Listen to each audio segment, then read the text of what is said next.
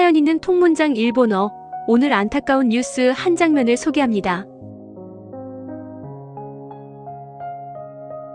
高い温度の部屋で体を温かくするサウナという風呂があります。15日、東京の港区にあるサウナで壁などが焼ける火事がありました。サウナの部屋の中で2人が倒れているのが見つかって、病院に運ばれましたが亡くなりました。2人は夫婦で、部屋は2人だけで使っていました。警察などが調べると、ドアの持つところが壊れていて開けることができなくなっていました。2人は、部屋の中から人を呼ぶボタンを押したようです。しかし、電気が入っていなかったため動かなかった可能性があります。何があったのか、警察が調べています。 몸을 따뜻하게 하려고 높은 온도의 방에 들어가는 사우나라는 목욕이 있습니다.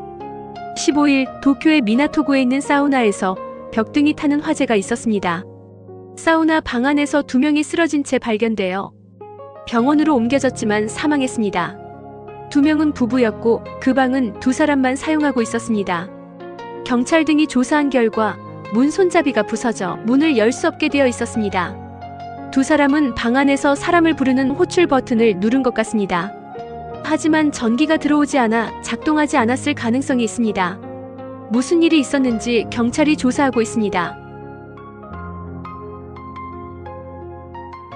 2人は部屋の中から人を呼ぶボタンを押したようです。 2사람은 방 안에서 사람을 부르는 호출 버튼을 누른 것 같습니다. 이 문장에서 알아두어야 할 표현은 요우데스입니다. ようです。 무슨 뜻인 것 같습니다. 그러니까 상황을 보니 그런 것 같다 라는 의미입니다. 확언할 수는 없지만 정황상 그런 것 같다. 押したようです。 여기서는 경찰이 현장 상황을 조사했더니 버튼을 누른 것 같다라는 의미입니다. 그러면 여기서 비슷하게 쓰이는 라시에 대해서도 같이 알아보겠습니다.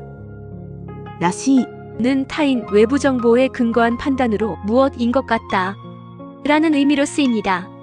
만약에 문장에서 押したらしいです 라고 했다면 눌렀다고 합니다 라는 의미가 되겠죠.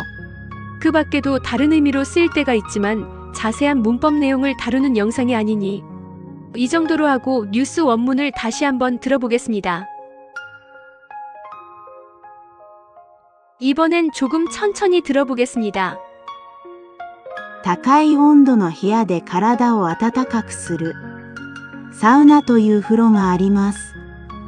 15日、東京の港区にあるサウナで壁などが焼ける火事がありました。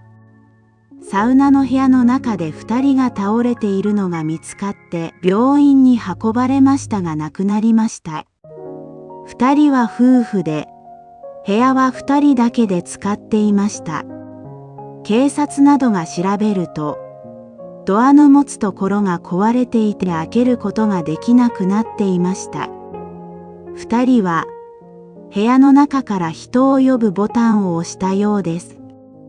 しかし、電気が入っていなかったため動かなかった可能性があります。